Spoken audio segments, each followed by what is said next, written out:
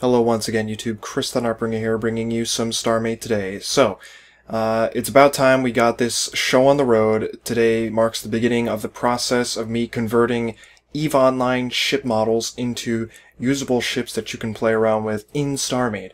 And we begin the process with a Caldari Shuttle. It is one of the few shuttles that I haven't done yet. There's only one more that I have not touched yet, which would be the Caldari Shuttle, which is oddly shaped, which is why I did not bother going towards that shuttle. But now that I have the model for it, it's possible for me to do that. And frankly, this ship right here gave me trouble when I first attempted it like a year ago.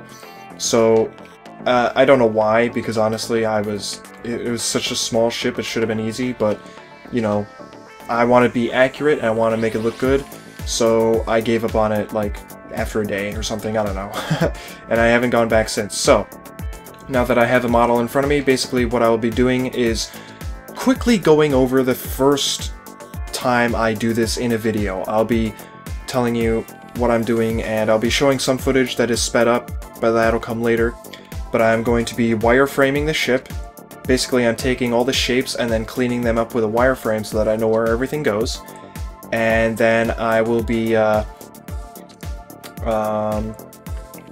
color coding the wireframe as well. I have different colored hulls for different sections of the ship. So for example, this engine here will be a different color wireframe than, you know, this hull piece or this wing. So I don't get confused and I don't realize that I've missed something or something like that.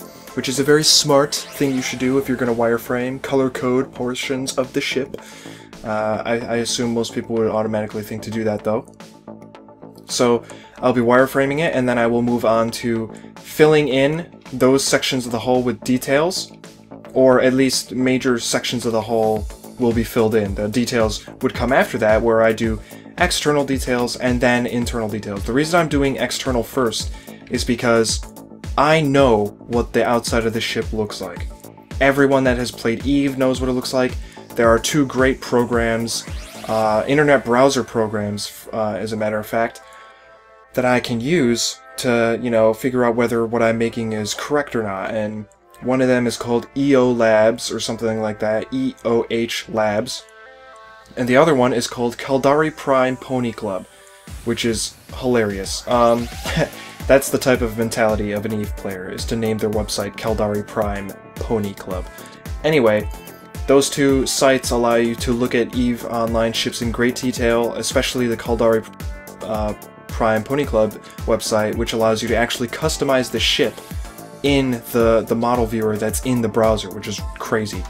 So that's really cool, and I'll be using those as reference images for all of the ships coming up. So I'm going to wireframe this. I'll get back to you when I'm done with that, and then we will start filling in sections of the ship. Right, so as you can see, I fleshed out the wireframe for the ship, and it looks a lot more defined than this thing over here, which is what I started off with. So you can see all the actual details of the ship now, and all the different shapes, and it's pretty cool because a lot of these blocks allow me to do stuff that I could not do in the past. I used to try and build these ships in the past, and just these block shapes are amazing for this type of stuff. So we have, you know, different colored pieces of hull indicating different things. For example, this orange here represents the black screen in the front of the ship, where this blue represents the external hull layer. This brown section represents a more delicate hull section. The red is for the engines right now. I guess I color matched all the engines so that they were the same. And we have this antenna sticking out of the side, and the wings, I made them thinner because in all reality the wings are not that thick on the ship. It's probably just, you know, how the model is exported. It just wants to make sure that there's a block there. So let's say that basically I assume what it does is it kind of places the model on a grid, and wherever the model faces intersect a block, it'll place a block there anyway, even if it intersects the block only a tiny amount. And I suspect that's just so that it makes sure that there is no like holes in angled pieces and, you know, stuff like that. So that's pretty interesting. But there we have it. We have begun the process, and it's looking pretty good so far. This is a lot better than I expected it to be, considering how small it is. Oh my good god. I just got massive amounts of lag. Anyway, what I'm going to be doing now is I'm going to be doing a little speed build of me filling in all the hull and doing the external details, and then figuring out how I want to do the internal structure of the ship. So, enjoy.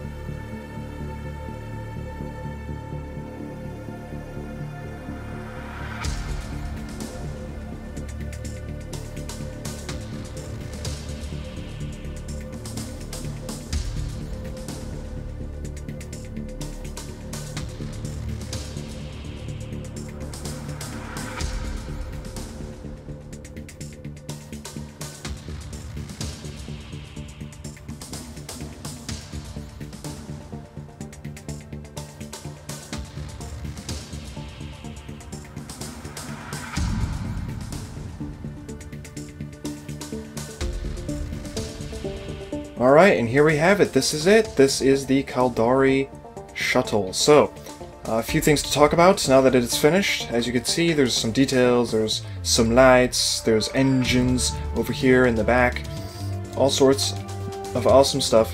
So, I'm going to go over a few things that I've decided to begin with, and then I'll show you the inside. So first of all, I would like to point out that I kind of wish that there was more variety in terms of mechanical looking blocks that I can use, because right now all of the machinery based blocks, for example Astro-Techno beams and salvage beams and all the weapons computers, have colors, and as cool as that is, I would very much love it if somebody developing the game saw this and decided to add in a neutral colored mechanical looking block, because that would just be like the greatest bit of whatever you could throw into this game right now, for me at least.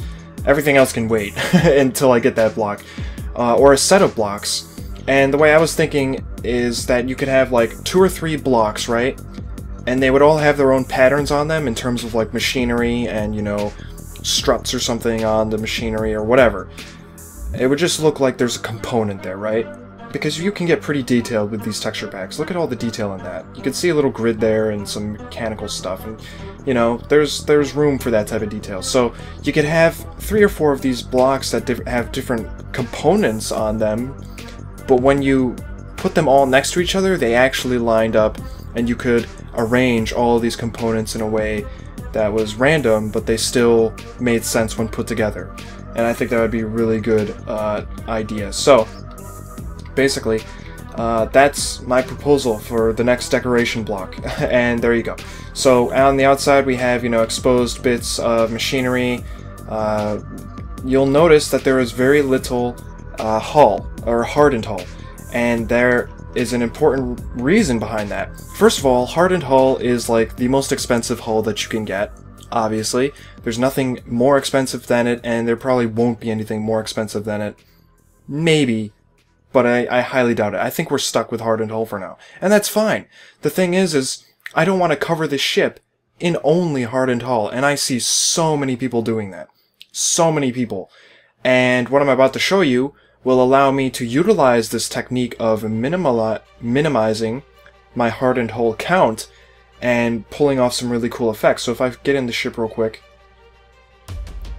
and come up over here, you can see that because I shot at this other shuttle, the hardened hull stays intact, but the regular hull gets broken down, and it gives like the best effect ever in terms of wrecked ships.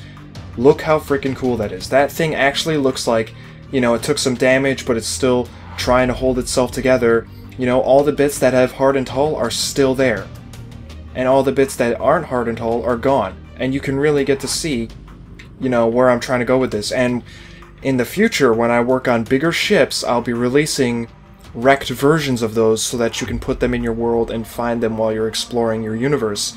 And this type of technique is really going to help me.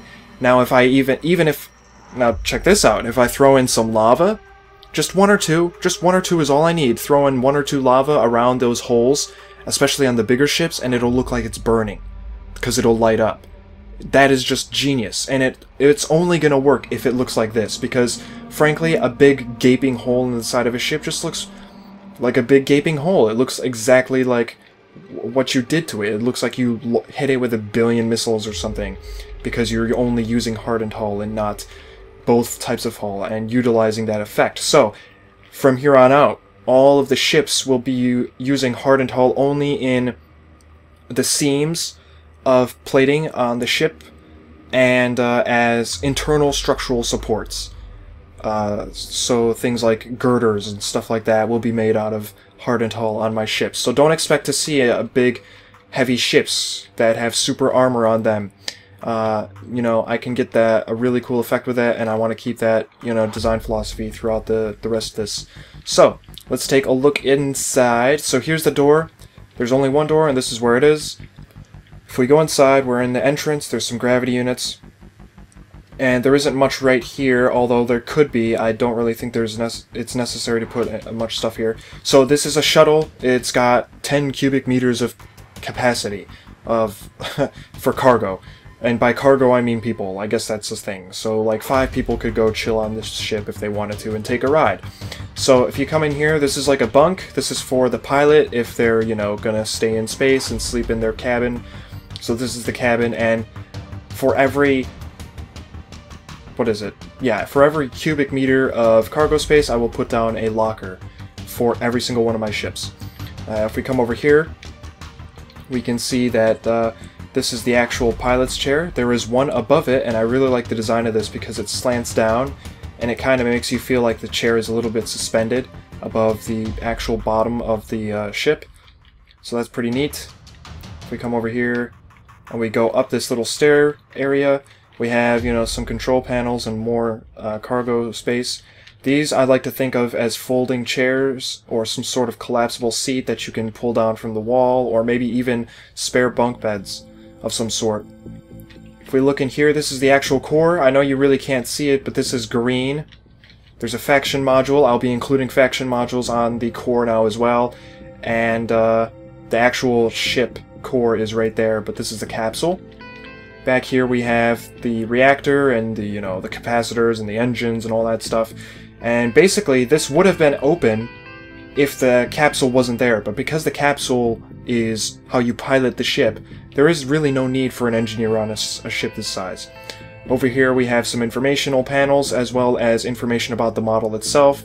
Caldari Shuttle, standard model.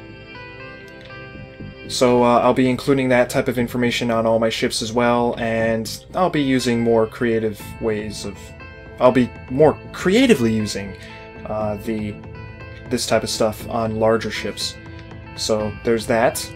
If we come over here, this is the upper deck for the cockpit. I don't really think this person would be flying it out, and really there is no need, but Caldari are, you know, the type of people that are all military, and compared to the other races, they're probably the most militaristic, and they're very traditional in terms of how they, you know, go about their stuff. So chances are they might actually have two pilots flying a ship this small. So that's pretty cool. So I really like this upper deck though. And right here we have the CPU bank. CPU banks are pretty important on EVE Online ships, so I'm going to be including those as well. And when we get to larger ships, you'll see very specific types of reactors for each of the races, because they all have their own reactor types and they all have their own sensor types. So you'll be... oh my god. I just like choked on a dust or something. I don't know what that was. Sorry. They all have those specific reactors and sensor types, so you'll be seeing those on the larger ships, but not so much on the smaller ships. You'll probably start seeing those on the destroyer-sized vessels once I get to them. So if we get out of here, I can show you what else I did, because basically, when it comes to EVE Online ships, there's multiple versions. Now, I have 4 ships left to go, but here are some alternate color variants that you can check out, and when I release this ship for download, these ship variants will come with it. Basically, I had to replace all of the hull with a different hull color, and that's what I got. So let me just get out of this real quick and show you. And if I come all the way down here, I can tell you which ones they are. Because the Caldari, if you do not know, is like a conglomeration of corporations working together as a society, and it very much is reflected in the design of their ships. They're very, they're not sleek, but they're very, oh, I don't know, what's the word for it? They're sharp, I guess would be a nice way of saying it. They're very, they look militaristic compared to the other designs. You know, the Amar are elegant, the Minmatar are very rustic, the Galente are very organic looking, the Caldari are very militaristic. If these things were covered in camo patterns, you would, you know, not mistake them for a military type of vessel. So we have, right here, you may not notice the difference, but the wings have a different color and some of the details are different colors. This is the CBD Corporation Edition. Nothing too crazy about this. It's pretty much the same. This is the Hyasuda. Is that it? I think it's like Hyasuda. Yeah, Hyasuda. That's it. This is the Hyasuda edition, right? And again, there's very minor differences, but I did want to include it because why should I just exclude a single ship if I'm going to even bother? There wasn't much to change anyway, so I decided to go for it. Now, this one is... oh god, I don't even remember what this one is. Which one is this one? Issue Cone. Issue Cone has a very specific thing where they fade a gold color into black, and I do not want to do with that with a ship that's small, let alone a ship that's much bigger, because it just looks like crap. So instead, I will be dividing the color down the middle of the ships. If somehow I make it look good on a bigger ship, I'll start doing that on the bigger ships for the Ishikun versions. But for now, it's just going to stay like this, and I think that looks fine. It's very, it's more yellow than gold, but that's okay. It looks fine the way it is, and it's pretty cool. And yeah, that's Issue Cone 1. This one right here is Ka'alakoita, right? I think that's it. Ka'alakoita. Yeah, Ka'alakoita. Now this one is one of my favorites because of these red designs, these red stripes that you'll see on the ship, and you'll see that more often. Also, the colors of the lights have changed, and you'll see that in here. You know, I changed the CPU bank as well as the lights and the glass as well, because there's colored glass now, and it just looks amazing. Look, it actually almost looks like the sun is filling up this room with yellowish, orangish light. And it looks really great from the distance, and I can't wait to implement that on some bigger ships, because that'll just look really good. So there's that one. This one right here is the Lai Dai Corporation. This one is another one of my favorites. I didn't think I would like it because it's brown, and brown is just ugh. But it's got an orange stripe here. It's one of, you know, it's some part of its, you know, like, identity is the fact that it's got orange on brown, which is actually pretty good looking. You can't really see it that well here, but look at that color. Look at the color that's being cast by this light onto the orange and the brown. It just looks good. It looks really good. And the engines stay the same throughout these ships. The last two, there's still 4 more that I have to make, but I'm done for the day, so I'll be making those over the course of the next days, and I will release a specific video when these ships are released for download. So there will be that. This one right here is the State Issue Edition, or State Edition, which has yellow lights instead, very black with some silvery accents, and a brownish stripe. I didn't want to do it completely yellow, I'd rather have it more brown and dark, and I think that looks pretty good. And this one right here is the Wireframe Edition, which is all green with silver accents and a white stripe. So basically, you know, that's it. That's everything that I've done today. So, and in terms of what you can expect from me in the future, I'll be posting links for this crap all over the place. You'll be able to download the single ship from the forums, community content. You'll be able to download just the base model, and there will be a link on that community forum post for all the other ship types on my personal MediaFire site. So you can look forward to that in a few days when I finish them all and post them for download as a collective set. So thanks for watching. Stay tuned for more, and the next video that I'll be posting in StarMade will be something big. I won't be building anything, but it will be absolutely massive. So subscribe if you want to check that out when I post it. It should be around Friday, and I'll see you guys next time. Bye.